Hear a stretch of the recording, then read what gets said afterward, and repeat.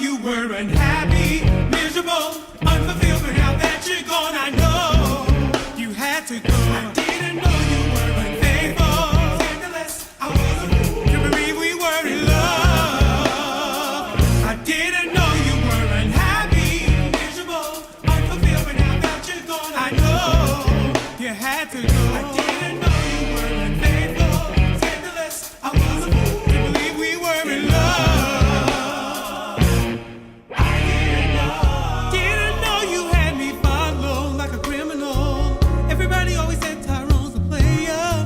Like you, they're wrong. I gave the best to me, so why can't you see it's you? It's you who will be missing out. My friends kept telling me, and now they laugh at me, girl, because I couldn't see the truth about you. I didn't know you weren't happy. No, unfulfilled, but now that you're gone, I know. I didn't know you were unfaithful, scandalous, I was a fool to believe we were in love. I didn't know. Stop running around telling your friends how I did you wrong. The same old song is all coming out your mouth. Don't be coming at me with your ridiculous pleas and irrationality. Girl, please stop trying to run this game on me. Revenge is my best friend now.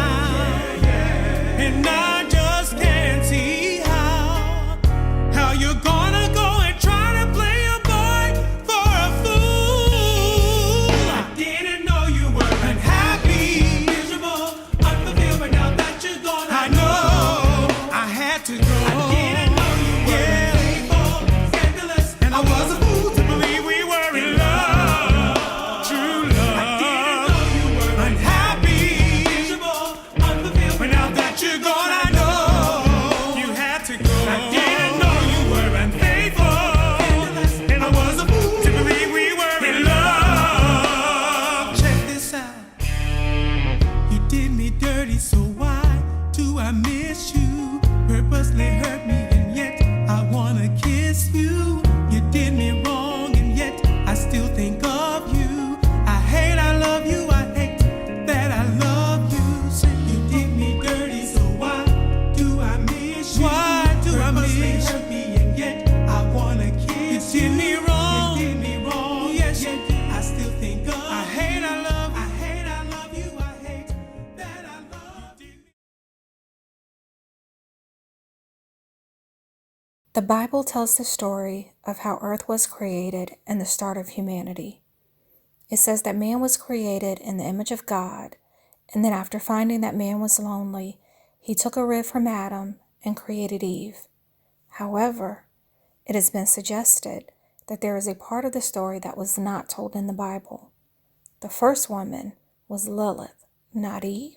Lilith is said to be the first woman in the world and was created by God at the same time he created Adam. It was said that Lilith was then banished and rejected by God after it was found that she was stronger and more intelligent than Adam. She would not obey the commands of Adam. Lilith was said to go against the traditions of the church, that women must obey men and that women were in a lower position than men. Lilith had been a woman who had a character that was firm. She was intelligent and seemed to be superior to Adam. However, Adam was more dominant and had a carnal appetite. In intimacy, Lilith demanded that Adam be on her and she could be on him, but Adam refused. This was said to have caused conflict. It was suggested that Lilith ran straight into the arms of the devil. It was said that all creatures lived in the Garden of Eden and that there were demons. Lilith left Adam and went to Samuel, an archangel who was known as the accuser, seducer, and a destroyer. It was rumored that Lilith bore his offspring, so God cursed her with the generation that procreated with Samuel. It was rumored that Lilith liked the man's reproductive liquid very much, and all the liquid of a man that does not end in the matrix of his wife is hers. In other words, all the seminal liquid that a man finds wasted throughout his life, whether by adultery, by vice, or in sleep.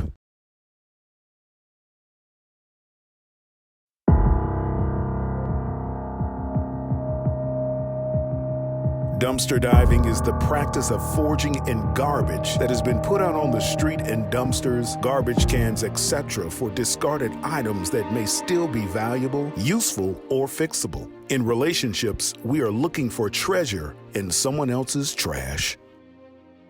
All right, you guys, there is a well of extra information, right?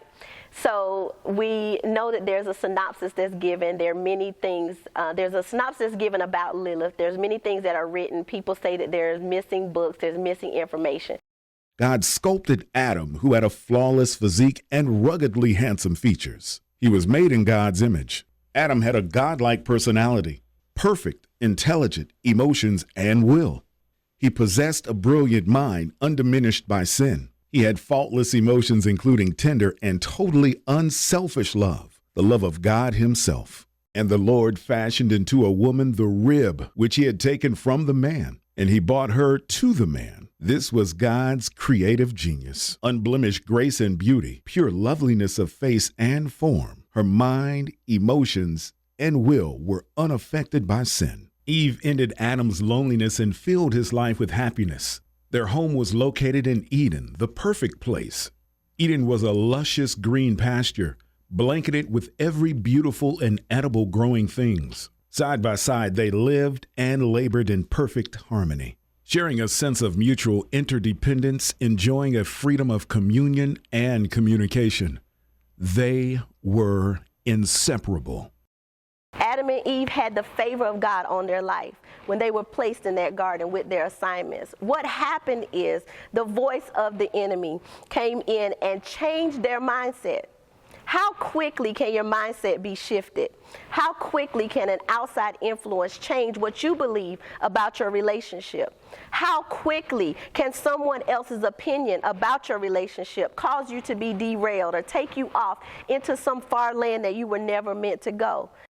Satan used the tree of knowledge of good and evil to do his sinister work. Instead of fleeing from temptation, Eve flirted with it. She had everything a person could want in life, but she stood there and allowed her mind to meditate on the one thing she did not have until it became an obsession with her and brought her happy honeymoon to an unhappy termination. Guys, imagine this. Standing in the garden where she is assigned to be, in this beautiful place that God put her, gave her everything that she needs, and she allows the enemy to come in and talk to her.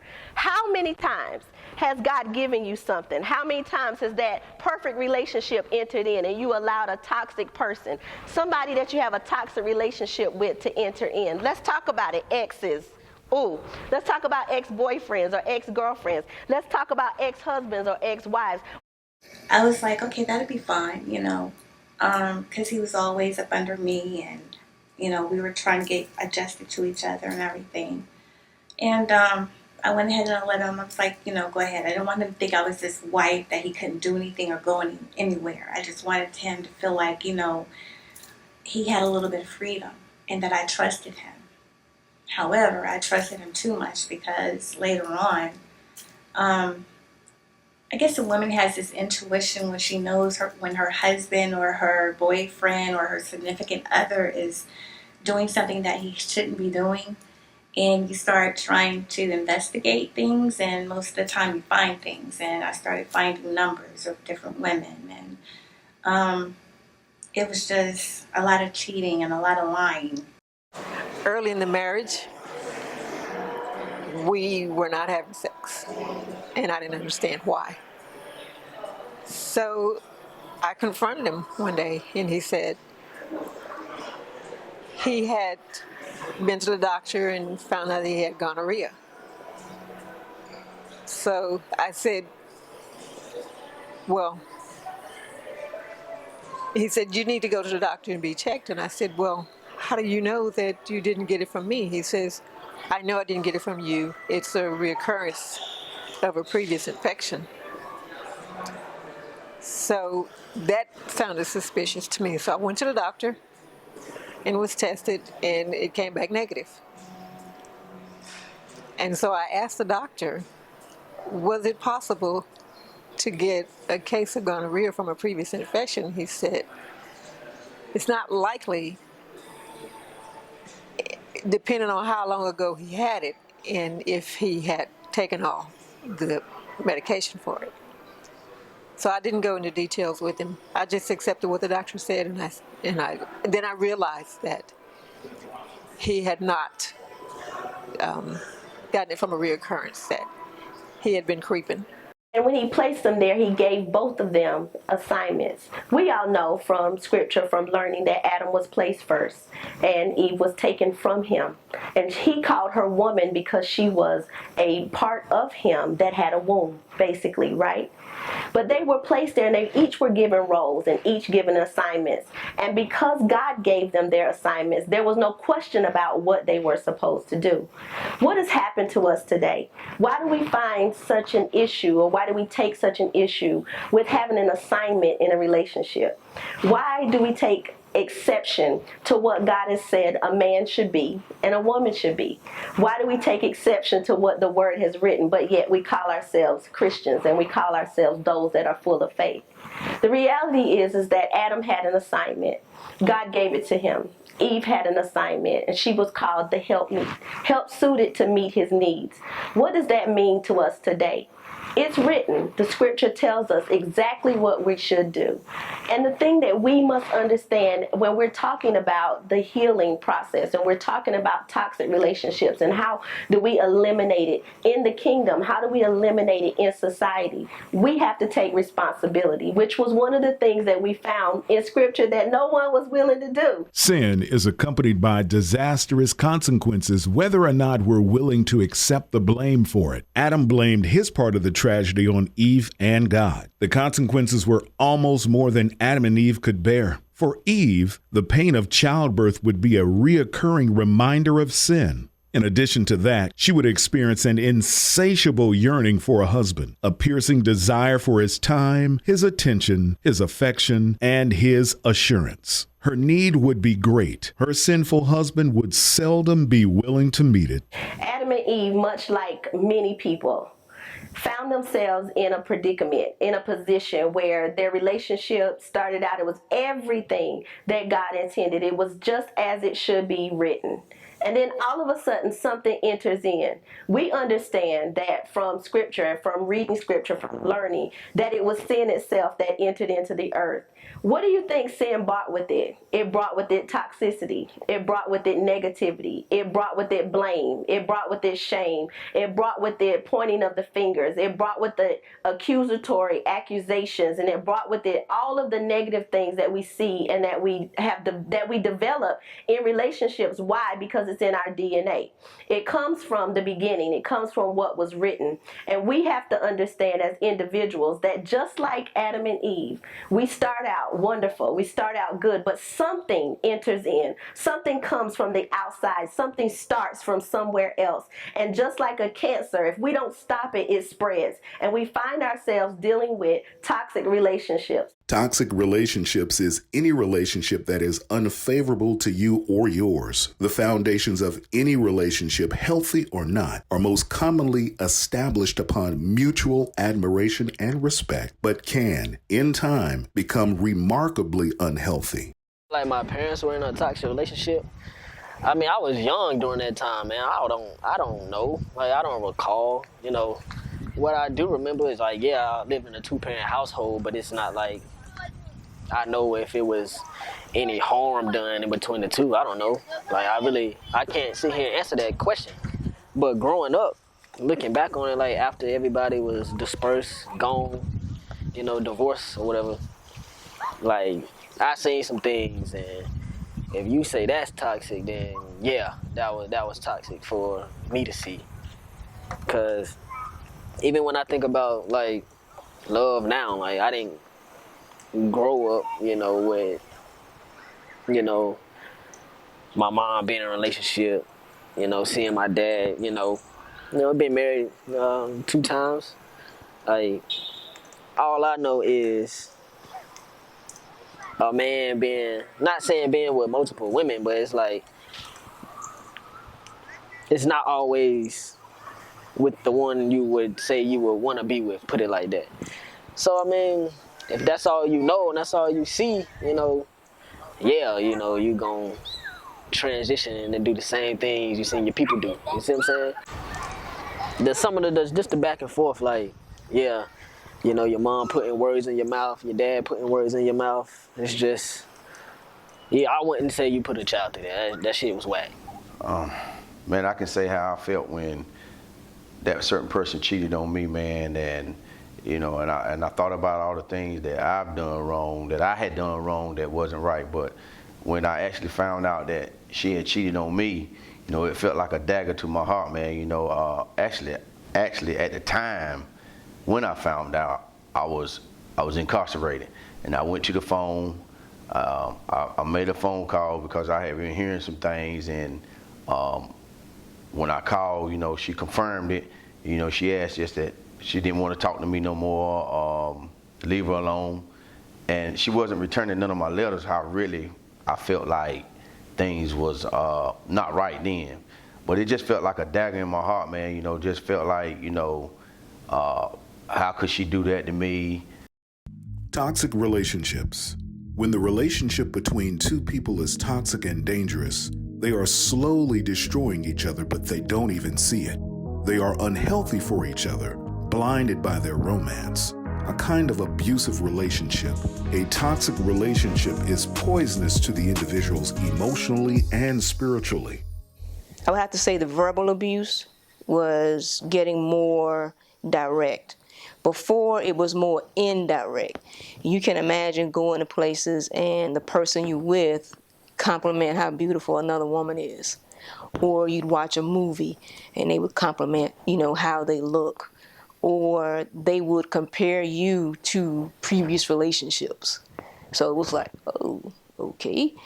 And of course, I was nothing like anybody I could tell he ever dated from knowing his baby mamas. So I apologize if that's the wrong terminology, but that's all I know.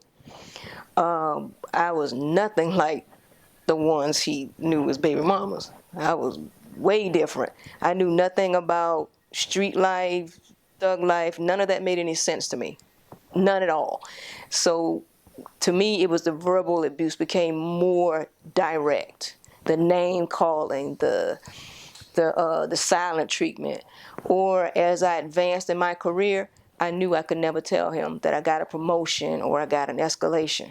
I could never do that. It was immediate shutdown, immediate. So I knew at that moment, I said, okay, this is not going to work out well. And it reminded me of a conversation my dad and my granddad would have with me when I was little. They would say, Teresa, unless you marry a man that make more money than you or the same as you, it's going to be a problem. I'm fresh out the military, and I decided to go to barber school. And while I'm going to barber school, I was feeling kind of arrogant, so I was trying to be a player in the school. And then one day I met this one lady, and I thought she was the baddest thing in the school. So I started dating. She played hard to get, and once we got serious, and I decided to make it 100 with her, it seemed like she started falling back towards me. And then one day she ended up pregnant, and she ended up having twins. And as soon as the first baby was born, I held the little boy, and I already knew right then the baby wasn't mine. So then she had to have a cesarean and had a second child. And I was there for that. And they asked me if I wanted to sign a birth certificate, and I wouldn't do it. So for 8 months, these twins, she had put my last name on those twins. So I went through a lot of judicial trouble behind this girl. I almost got kicked out of barber school behind this girl. So finally, I just gave it all up, and I called my mother, and me and her, we prayed, and we asked God, forgive me for everything I did, because every girl I played, that one thing she did to me went through my mind. So I ended up getting a blood test done on the low. Once I got that blood test done, I called her up once I got the results, and I told her and the kids had to get out of my apartment. And when I got home that evening, only thing I had in there was a toothpick. Everything gone. His behavior was different, coming home late. The money issues were different. Money was always given for bills, but then there was a need for money throughout the week. Coming up short at things that we had made plans for. And then it took me a while to really realize what was going on. Things were missing around the house. And I finally came to the conclusion that my husband was an addict. My husband had a drug problem. At the time, I really didn't know exactly what he was doing. At first, I thought maybe he's gambling, or, I didn't know much, to be honest. I didn't know much about drug usage, and, in my mind, all I knew was what a crackhead looked like on TV. Signs you're in a toxic relationship. Number 1, it seems like you can't do anything right. Number 2, everything is about them and never about you. Number 3, you find yourself unable to enjoy good moments with this person. Number 4, you're uncomfortable being yourself around the person. Number 5, you're not allowed to grow and change. I didn't realize that my relationship was toxic until it was over. My fiance, father of my children, boyfriend of 16 years, spent a lot of time convincing me of who I wasn't. I didn't realize it until one of the biggest events of my life, my promotion, my first job going into social work. My job gave me this big promotional party. I asked him to come. He came, but he wasn't happy. And me being who I am, always being the people pleaser, I convinced everybody that he was okay. Little did I know later on that he really wasn't okay. He took me out for a celebratory dinner. And at this dinner, he grabbed my hand and he told me, he said, "You're the woman that I love, the woman I want to spend the rest of my life with. But it's 10 things I need to tell you. It's a few things you need to change about yourself if you want to continue to be with me." He said, "These are the 10 things I hate about you." And he started at number 1. He said, number 1, he said, "You're not submissive enough." By this time, I'm in shock. My heart is broken. I'm just stunned. He went on to number 2, number 3, number 4. By this time, I had completely spazzed out. I went somewhere else mentally. I was crushed, but he went on to tell me if I made these changes, that I would be the perfect woman for him. This Negro gonna tell me, "Baby, I done put you on, and when I got with you, you didn't have shit. I bought you these cars. I put you in this house. A double wide trailer? That's what you put me in? And wouldn't allow me to buy the curtains? We got foil on the window? And you talking about, well, that's how we do it in Louisiana. We just put foil on the window. So that's what you got me on?" Toxic masculinity. It refers to the socially constructed attitudes that describe the masculine gender role as violent, unemotional, and sexually aggressive. When I was a little girl, I want to say I was about maybe between the ages of 6 and 8. And I was at a family member's house. And I went into the back room. And in that back room was a family member. And while I was in the room, he pulled out his private card. And he showed it to me. And he wanted me to fill it, and I felt it. And then he wanted me to get on the bed. He never penetrated me or anything in that manner, but he did go down on me. And I want to say it happened twice. So, for example, in premarital counseling, I might have John and Sue. And so when they come in, nothing's wrong. They're happy, they're in love, they're ready to get married, and there's some toxic things that have not been discovered.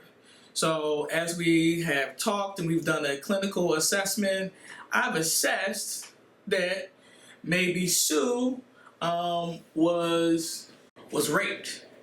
And so with her being raped, she never thought that she needed to tell her fiance that she was raped. And so that is significant.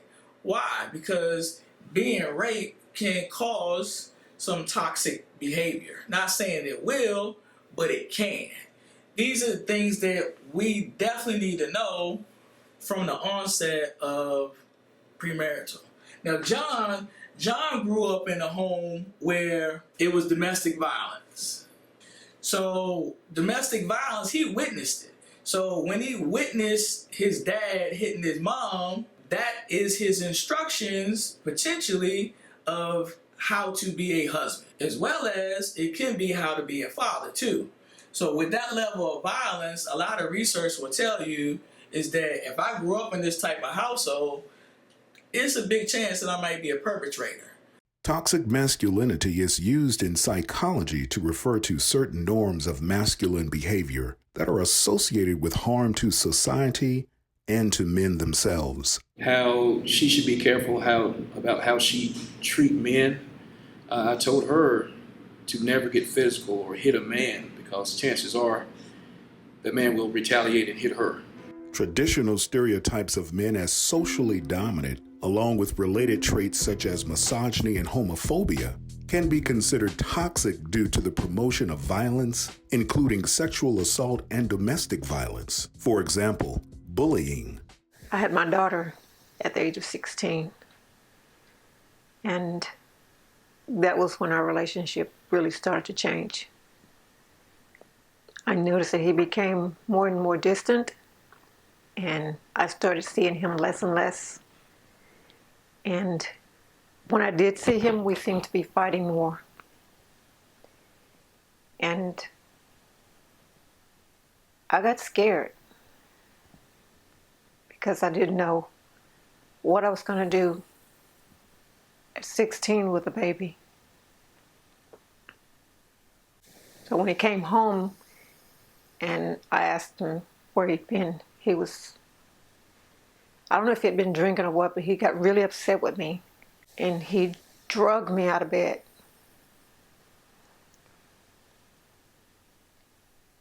And threw me to the floor. And he hit me.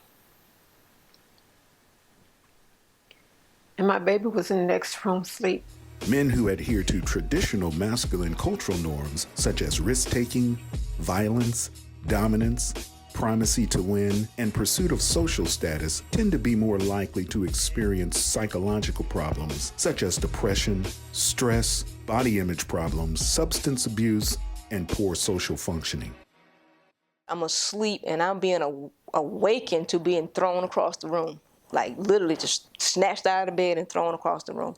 And he's on top of me hitting me. And I'm like, what in the... So at that moment, my fight or flight adrenaline kicks in. So I'm fighting back, not even knowing what. I am literally having a knockdown, drag out fight in my own bedroom. And I don't even know why. The effects tend to be stronger in men who have emphasized toxic masculine norms, such as self-reliance, seeking power over women, and sexual promiscuity, or playboy behavior, and the role of trophy hunting sexual behaviors. I've had multiple women at a time. I probably slept with 5, 6 different women a day. Every day. You know, I still wanted to be in the streets. I still wanted to do Michael Earl and do my thing. So I had different women that, you know, that I would see, you know, women that I would have sex with. You know, I wasn't ready for a committed relationship, and as a bachelor, you know, I dated multiple women simultaneously, and I just was not ready to commit to a relationship. That was something that I learned to take advantage of once I became pretty good in basketball in high school. And it wasn't that we was trying to be players, but once you found out that you had a personality where you could, you know, sway someone or be nice to them, and then if you could ever take it to the next level, you would. But the thing about Duplin County, where I grew up from, there wasn't but a few players, and those few players either had beef with each other and everybody was messing with the same person type deal. Then it started becoming like a competition thing, who could get the most phone numbers or who could meet the most women. And as you start doing that at an early age, like any drug, it can get addictive. The reason a lot of men cheat is because a lot of times the man's woman will not perform certain acts, sexual acts, in the bedroom. Some women don't want you pulling her hair. Some women don't want you spanking her. Some women don't want to involve other women or use certain toys. So if a man's not getting that at home and he find a woman that's willing to do it, then chances are greater that he will cheat. Cain and Abel were the first two sons of Adam and Eve. Cain, the firstborn, was a farmer, and his brother Abel was a shepherd.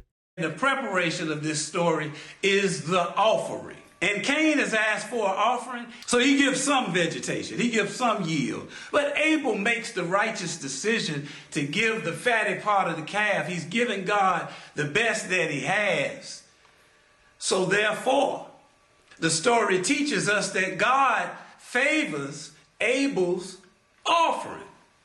The brothers made sacrifices to God. Each offered his produce, but God favored Abel's sacrifice instead of Cain's. So Cain is angry, Cain is jealous, Cain is rocking, like we said earlier, like Guru from Gang Starr. Your moment of truth is coming, and the shame shiesty cats that you hang with and do your thing with will set you up and wet you up. Near peep the language, it's universal. So Cain and Abel go out into the field. Cain then murdered Abel. When Cain realized what he had done, he was more concerned that someone might have seen what he had done than feeling sorry for his brother's death. God punished Cain by condemning him to a life of wandering. Cain was rumored to be the originator of evil, violence, and greed. Cain was the first human born, and Abel was the first to die. Toxic families are families where there is mental, emotional, physical, or sexual abuse. In toxic families, there are different situations, each with its own considerations. Toxic family dynamics can be hard to recognize. Any behavior or scenario that makes you feel unloved, unwanted, or even just bad about yourself is most likely not a healthy one. All families struggle, but members still feel loved, supported, and respected. My toxic relationship is with my brother. It's been going on probably since birth. You don't know someone don't like you until I guess you get older. Until I was around my brother, I just felt like I was not good enough. So my relationship with my father, who is now deceased, he actually passed in 2016. It was always a toxic relationship. I was his third child, but my sister and I had the same mother. I was raised with my sister, and he had 3 other children out of wedlock. He and my mother divorced when I was very young. I was under 10, and I remember going from a home with a white picket fence to a 1-bedroom apartment because of my mother leaving my father. She found out he had another child that was less than a year older than me. And my son on the other hand, you know, he was always just the good guy, this popular guy, you know, never had a whole lot of girlfriends. One night, I'm in the bed, and all of a sudden we get a phone call. My son calls me and says, Dad, I need for you to come up here. I said, why, what happened? He said, the girl's father and mother came up there, came to the school, asked them to go for a ride with him. They do. They get him somewhere in Durham, he didn't know where it was at. Father pulls out a gun on him, makes him get out of the car, puts the gun to his head, telling him, you know, you ain't this, you ain't that, you know, you're not gonna do my daughter, you know, you're not gonna have my daughter, all this kind of stuff. So left him there. Left him in the middle of Durham to walk to get back to campus the best way he could. She was married once previous to me, had a child with him. She was married again to a different gentleman, had a child with him. So here I come in to a ready-made family. I adopted her youngest. Within a year of the adoption, she wanted a divorce. You know, we make decisions that affect us, but we really don't look at who they're really affecting. So this toxic marriage has manifested into a toxic father and daughter relationship. Signs that you grew up in a toxic family. Number 1, you neglect your own emotional needs. Number 2, you are terrified of manipulation. Number 3, you have difficulty trusting others. Number 4, you second guess your relationships with your family. Number 5, you lack a strong sense of identity. Number 6, you feel perpetually infantilized. Toxic love is typically associated with strong highs where both parties feel jubilant and passionate, and the lowest of lows, often resulting in depression and generally feeling stressed for long periods of time. What are you doing? Come on, you going through my phone again? Yes, who is Sharon? Sharon who? Text message? Ain't nobody texting me. You keep going through, we keep going through this. You keep doing the same thing. I'm not trying to This is the second time you've done this. Listen. Hey, baby. Listen. Baby, who you talking about, baby? I ain't saying no baby. That's what the only baby I have is you. That's what the text message said. Nah, you reading it wrong. You reading it wrong. Who is Sharon? There's nobody such thing as Sharon, baby. Yes, it is. Me. You're lying. Why I gotta lie for? Because I just saw the text message. You ain't see shit. I did. You So you gonna sit right here in my face and lie? I'm not sitting in nobody's face and lie. For one, there's nobody named Sharon, and you gonna do my phone again. There's no reason for that. I'm gonna ask you one more time. Who Ask is me Sharon? what? Who is Sharon? A list of signs of toxic love. Number 1, chronically second-guessing yourself and doubting when you're upset with your partner. Number 2, making excuses to friends and family members about your partner's poor behaviors. Number 3, taking yourself away from your own feelings. Number 4, anger that never seems to get resolved when you communicate with your partner. Number 5, constantly trying to fix things in the relationship, working overtime to please or make things right, feeling guilty and working to make amends about things that really may not be your responsibility. We then began to speak to one another with ill feelings and with regard that was very careless and reckless. We began to curse at one another. We began to call each other names, and we began to devalue each other. This eventually led to this particular young lady having an additional relationship, unbeknownst to me, with one of my personal close friends. I opened that damn phone up and I held that phone to my ear and I didn't say shit. I heard another voice on the other line say, "Baby." And then I said, "Who the fuck is this?" And she immediately hung that damn phone up. I, of course, tried to call her ass back. I said, "You know what? I'm dialing that damn phone like hell to call her back." And of course, y'all know she was scared. She ain't answer. But there was everything laid out on the damn phone. Damn sex messages, text messages, all this shit. Meet me at room 102. It got to a point where I refused to talk to her because a lot of profane language, name calling. And this is not how I was brought up. I was not brought up in this type of environment. I'd never seen my mom and dad argue. I'd never seen my dad or mom curse at one another. I'd never seen my mom and dad raise their voice at one another. So being in this toxic relationship where I'm calling out my name, I'm being referred to as a nigga, constantly cursing, it put me in a place where for the first time in my life, I want to put my hands on her. So when talking about toxic and unhealthy relationships, I always try to deliver a message that says love does not leave bruises. But even in that, you have to think that there are always two parties. There is the participant and then there is the perpetrator, right? And so when you talk about love does not leave bruises, you have to understand that a bruise is an indication that something has gone wrong. It is an indication that some type of trauma has occurred. David was one of the remarkable men of the Old Testament. He was a capable musician and beloved poet. He excelled as a military leader and king, and a man after God's own heart. He was an exceptional religious leader. Yet, in spite of his illustrious achievements, Israel's greatest king was not without some grievous faults, not the least of which was his shameful conduct with Bathsheba. And the Bible even tells you that David grew up to be handsome. It says he was breathtakingly handsome. So when he was young, nobody identified that. But now he's the man.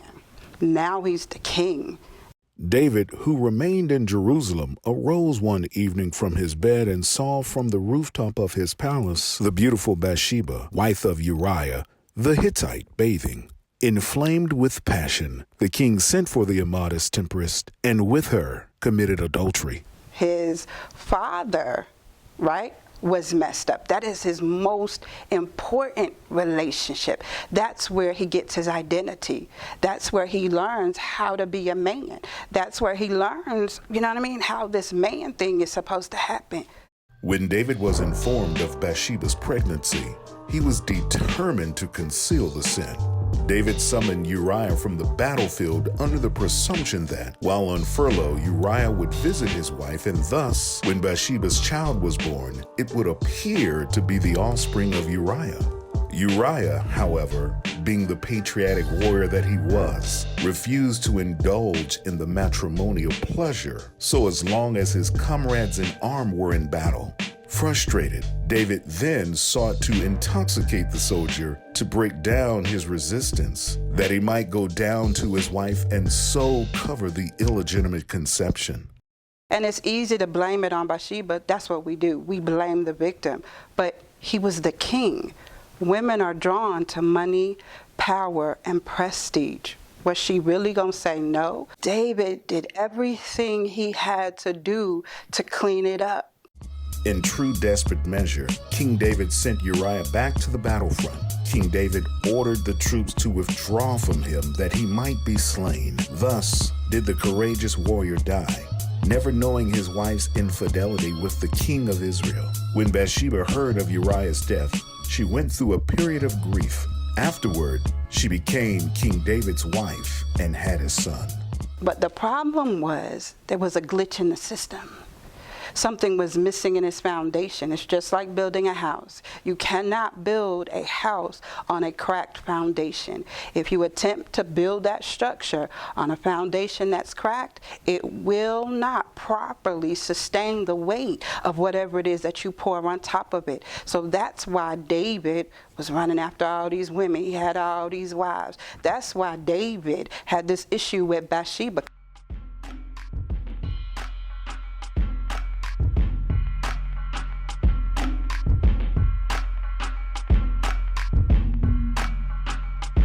I see you, dark soul, unrelenting destroyer, cold heart, reckless in your betrayal. No thought of who or how you hurt, thoughtless discard, careless abandon, dark soul, cold heart, devoid of feeling, ruthless in your deceit, no longer in disguise. I see you. Narcissistic personality disorder, one of several types of personality disorders, is a mental condition in which people have an inflated sense of their own importance, a deep need of excessive attention and admiration, troubled relationships, and a lack of empathy for others. So one of the hardest diagnoses to deal with as it relates to toxic behaviors is a narcissistic personality disorder. typically when, I have a couple that comes in and I assess that that person is narcissistic, the way they typically get you is the charisma, the charm, being grandiose. They're just pretty much always on top of the world. And they make you feel good. And so if they make you feel good, you just kind of just get, sucked into that person's world.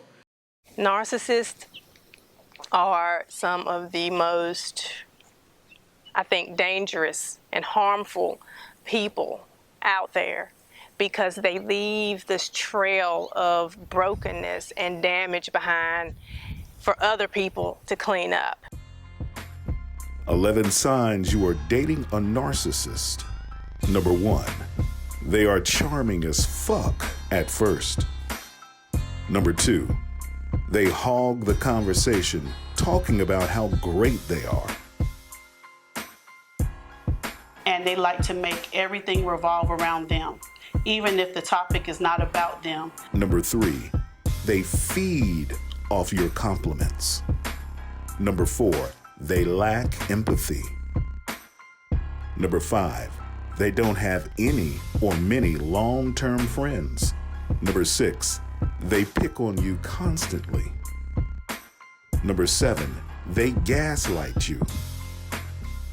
The gaslighting is when they make you think that you are the crazy one. Number 8, they dance around defining the relationship.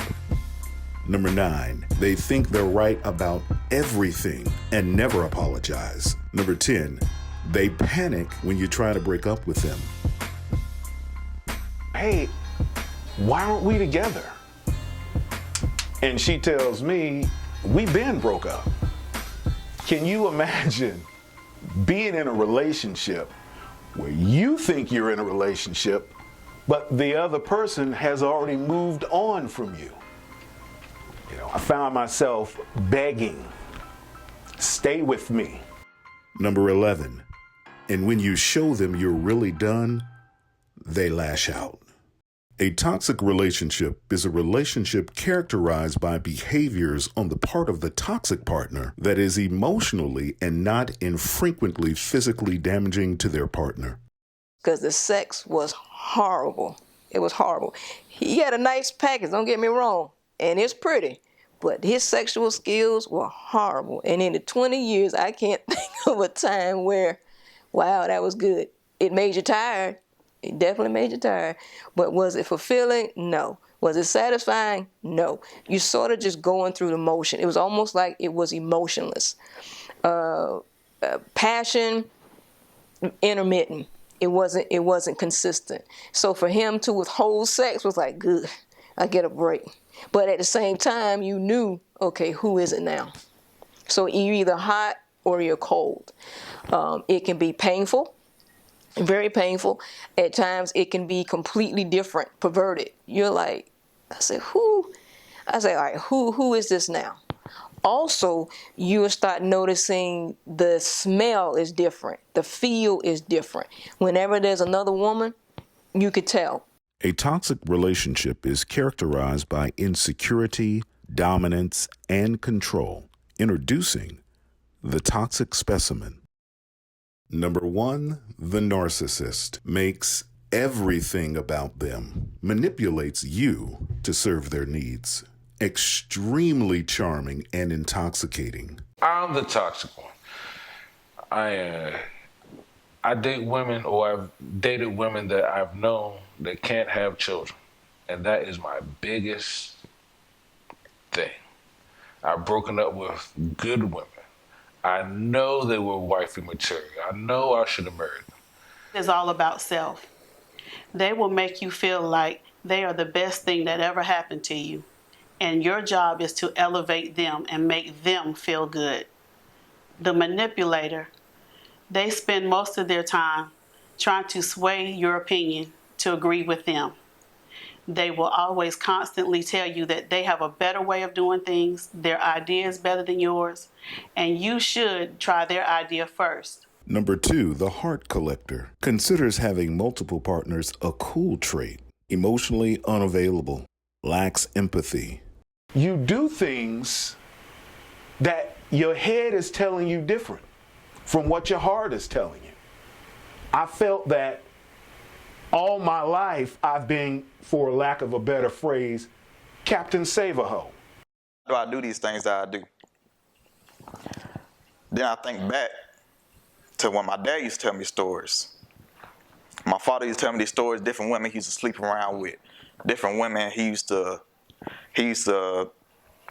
mess around with, cheerleaders, flag girls, sorority women, all these women. Mess around with all these women. Then on campus, my mom came along. Messed around, got my mom pregnant. Then my mom told my dad, "Hey, I'm pregnant." My dad cussed my mom out, called all types of names out of her name, and basically said it's not mine. It's not my kid. Number 3, the chess player, plays a long-term game, asks for support from you. They disappear when you need something, uses people to get what they want. Eventually, like I said, 8 years later, I actually remarried this man. And the amazing thing is that, it seems so bizarre. Nobody really could understand it. I had a few friends that could understand, but most people couldn't understand how could you return to this man, this toxic relationship. And so for me, what is so interesting is for me, it was actually freeing. We remarried, and in less than a year, the marriage ended. After my ex started going to church on a regular basis, he became very involved in the church, and the pastor would call on him for this or that. After we got divorced, my pastor, just out of the blue one day, called me and says, "Hey, how you doing?" I said, I'm good. How are you? "Where is this going?" I said, "Are you trying to have a relationship with me or what?" He starts backpedaling. He goes, "Oh, no. He's like, my life is complicated right now."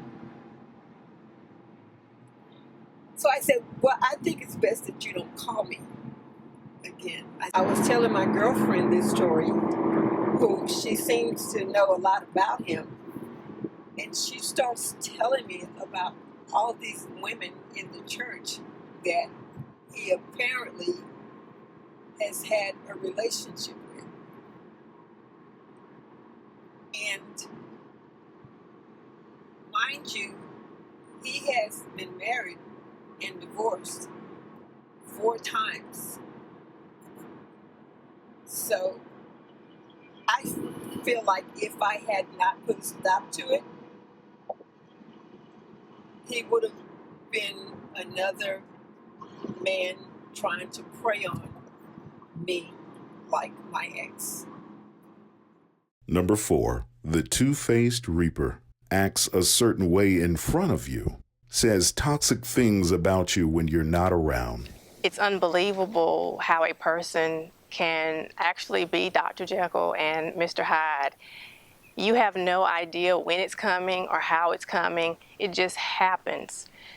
For me, it started just like any other relationship would start. You think you've met someone decent. You think you've met someone nice. But with a narcissist, they do a technique called mirroring. What they are doing is they're mirroring you. They are looking at your great qualities and all the characteristics that make you a good person. They know that that's important to you, so they mirror that back to you, giving you the impression that you have met your twin flame or soulmate. Number 5, the dark friend, Acts as a caring friend. Trade your loyalty for respect with other people by backstabbing you. Narcissistic supply is whatever they need from you. It could be a place to stay, it could be money, it could be just someone to give them love or to respect them. But whatever it is that they need, they seek out people who they know they can get that from. Once that supply has been met, that's it. And they do what we call discarding. And you're literally discarded as if you were a piece of trash. Number 6, the planter. Cleverly plants dark ideas in your mind and playing mind games. My parents had gotten divorced or had broken up, and I wanted my daughter to have her father in her life. So we got married, and 3 months into the marriage, he told me that he had still been seeing this same woman, and that she was pregnant by him again.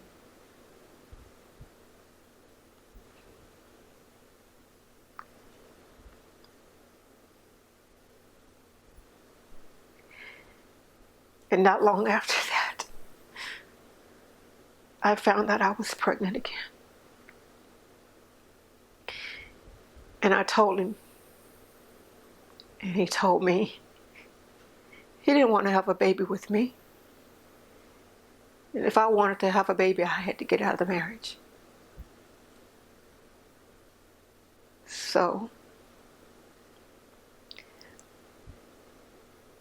I did everything that I could to lose that baby. Everything short of having an abortion. And 4 months into the pregnancy, I had a miscarriage. He was laying in the bed asleep, and I was laying next to him in pain. And I woke him up and told him I was hurting. He wouldn't even get up. So I crawled out of bed to the bathroom, and I miscarried my baby sitting on the toilet.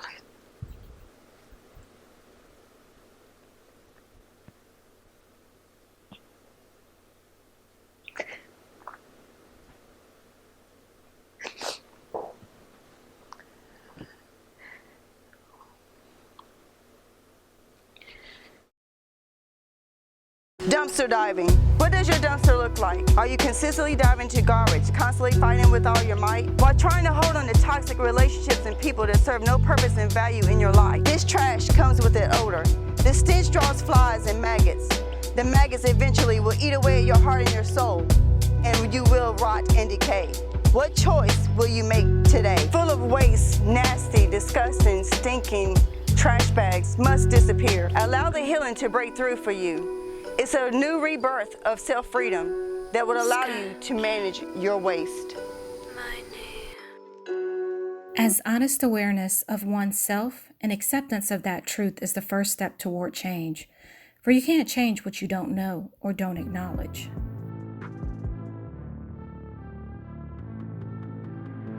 Getting out if you're stuck in an unhealthy relationship. Number 1, make a commitment. Decide once and for all you are going to end it. Number 2, enlist support from family and friends. Number 3, make a clean break. Number 4, don't try to be friends. Number 5, don't feel you need to rescue your partner. Number 6, fill the void. To serve and be served.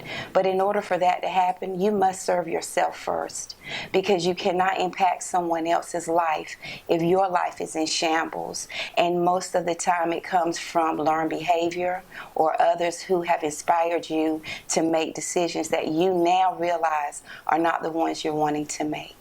And in life and in a relationship, those things are built on just that. We're wanting to understand ourselves in order to make a difference for others. So we get in the car, everything good. I'm like, how you doing? Like, everything all right? I could just see in her eyes like she was crying. And I was like, yeah, this not gonna go so well. We started the conversation off with,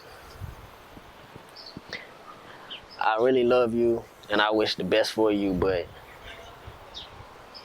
I don't feel like I can do this anymore.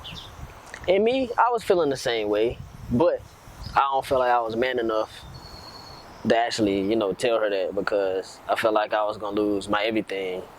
You know, I basically grew with this woman to my adulthood, from my childhood, my teenhood. So to hear those words, I'm like, all right, you know, me being, I ain't gonna say a sad puppy, but, you know, I'm being like, nah, like, we can work this out. What is there I can do to make you feel whole again? What can I do to make you feel like I deserve you, basically? She was like, it's nothing. It's nothing you can do. It's nothing. Like, I'm completely tired emotionally. I'm drained emotionally. Like, so I'm like, what you saying to me? Like, you don't love me no more? Like, it's no spark no more? Like, what is it? No, William, like, I don't love you. Just no communication left between the two of us, and if I don't like you no more, if I don't feel in my heart, in my gut, and in love, it's time for me to go. 10 steps to end a toxic relationship. Number 1, step out of denial. Think that you got something good, and then you find out, shit, you in the dumpster. And not only was I in the dumpster, I lived in the dumpster. Number 2, keep a journal of emotions. Number 3, identify the perks. Number 4, fill the hole. Number 5, surround yourself with positive friends. Number 6, drop a note to yourself. Number 7, bribe yourself. Number 8, heal the shame. Number 9, repeat affirmations. Number 10, allow some rest. We need to step back, reset, replenish. There is this constant demand on everything of ourselves that we forget that we need to step back, reset, replenish, rejuvenate our spirit. And that's why I like coming out to the forest, because all of the natural sounds, I get to unplug from my daily busy lifestyle and get back to who I am at my core.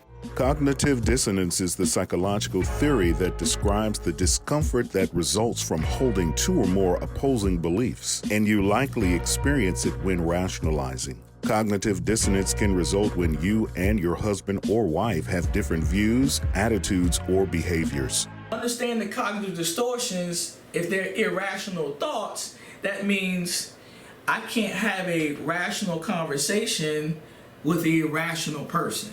There were decades of bad relationships, and that led to something that I did, that I was a part of, that I can never really, I've been trying to live down, that for the longest haunted me and affected me. Had a relationship with a friend's girlfriend, live in. That's the unthinkable. Lost a lot of associates and friends over this. We're cool now, but this is what I'm talking about. In my mind, because I did that, the divorce that I got was a direct reflection of what I did. It was payback in my mind. In abusive relationships, the survivor may justify the abuser's behavior and downplay what happened and how it made them feel to reduce the cognitive dissonance. The survivor in these types of relationships have trouble deciding whether to stay or leave, since they may view the violence as an exception that doesn't represent the person's past behaviors. What should I become aware of? That's the number one question that we sometimes just don't focus on. So in that content and understanding, you have to really process it and dissect yourself to know what to do. 7 lessons after leaving toxic relationships. Number 1, setting boundaries. breaking away from unhealthy, highly critical, or controlling people can help us set more definite boundaries in all our future relationships. You know, when any female, it's like, I always revert back to that old wheel. Like, I can tell myself, like, all right, this are things you can't do, because I know those are things that you did in the past that, you know, caused that. So now it's like, whatever situation I'm in, whoever I'm with, it's like everything can be all good. But it's like dumpster diving, like I'm diving into something, trying to find something, find a need to get, just so I can bring it back to the counterpart that I'm with now. Number 2, focusing on self-care. So I like to get people to focus on the relationship that they have with their self. And that can be one of the most toxic relationships that we have. Not taking care of ourselves, our self-care, not eating well, not working out. So when we are stressing and putting other people's needs before our own and taking care of everybody, that is creating a toxic lifestyle. Number 3, appreciating the good relationships. Number 4, practicing compassion. Number 5, trust your intuition. Number 6, embrace change. Number 7, trust yourself. See, I went through a terrible time in middle school and in high school with people always thinking I was something that I didn't even think I was. Oh, you think you're pretty. Oh, you think you're this, or oh, you think you're that. Or I had issues with older gentlemen, older guys looking for sex, basically, and finding it because I didn't know what love was. So there I am, giving myself to them, not understanding what I'm doing. What was I doing, you guys?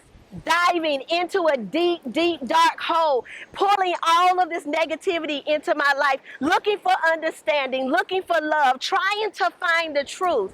But I'm telling you, it doesn't matter today.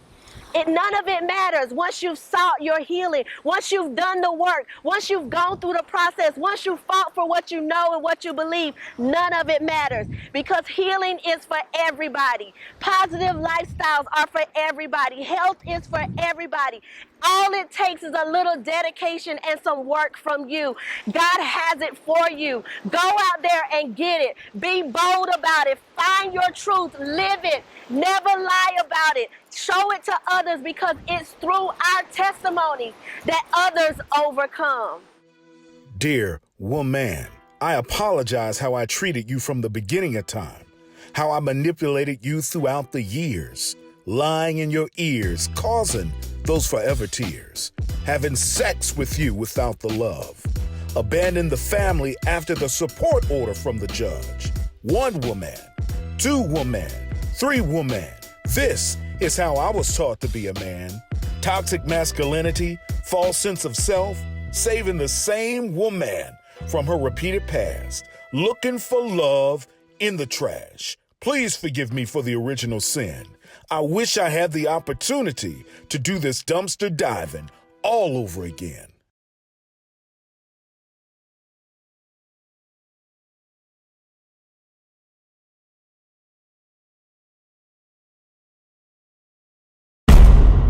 Damn, what a fucking nightmare.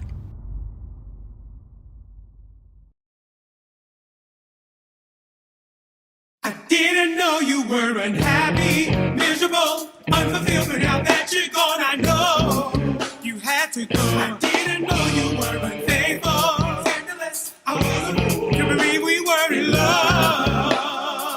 I didn't know you were unhappy, miserable, unfulfilled, but now that you're gone, I know you had to go. I didn't know you were unfaithful, scandalous, I was a fool, can't believe we were in love.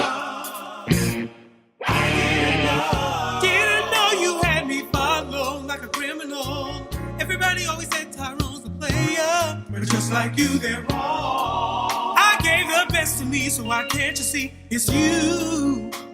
It's you who will be missing out. My friends kept telling me, yeah, yeah. And now they laugh at me, girl, because I couldn't see the truth about you. I didn't know you weren't happy. No, unfulfilled. Now that you're gone, I know you had to go. I didn't know you weren't faithful. Scandalous, I was a fool to believe we were in love. I didn't know. Stop running around telling your friends how I did you wrong. The same old song is all coming out your mouth. Don't be coming at me with your ridiculous pleas, irrationality. Girl, please stop trying to run this game on me. Revenge is my best friend now. And I just can't see how you're gonna go and try to play a boy for a fool. I didn't know you were unhappy, miserable, unfulfilled, but now that you're gone, I know I had to go. I didn't know you were faithful, scandalous, and I was a fool to believe we were in love. True love. I didn't know you were unhappy, miserable, unfulfilled, but now that you're gone, I know you had to go. I didn't know you were unfaithful, scandalous, and I was a fool to believe we were in love. Check this out. You did me dirty, so why do I miss you? Purposely hurt me, and yet I wanna kiss you. You did me wrong, and yet I still think of you. I hate I love you, I hate that I love you. So you did me dirty, so why do I miss you? Why do I miss you? Hurt me, and yet I wanna kiss you. You did me wrong, yes, I still think of you. I hate I love you, I hate that I love you. You did me dirty, so why do I miss you? Why do I miss you? And yet I wanna kiss you. You did me wrong, yes you did, girl. I still think of you. I hate I love you, I hate that I love you. You did me dirty, so why do I miss you? Why do I miss you? And yet I wanna kiss you. You did me wrong, yes you did, girl. I still think of you. I hate I love you, I hate I love you, that I love you. You did me dirty, so why do I miss you? So why do I miss you? I wanna kiss you. You did me wrong, yes you did, girl, yes you did. I hate I love you, I hate that I love you. I'll be alright, I'll be just fine, just say bye-bye. I'll be alright, I'll be just fine, oh yes I will. Just say bye-bye. I'll be alright, oh yes I will. Just fine, just say bye-bye. I'll be alright, I'll be just fine. I'll be just fine, just say bye-bye. I'll be alright, I'll be just fine. Oh yes I will. Just say bye-bye. I'll be just fine, I'll be alright. I'll be just fine. Say bye-bye.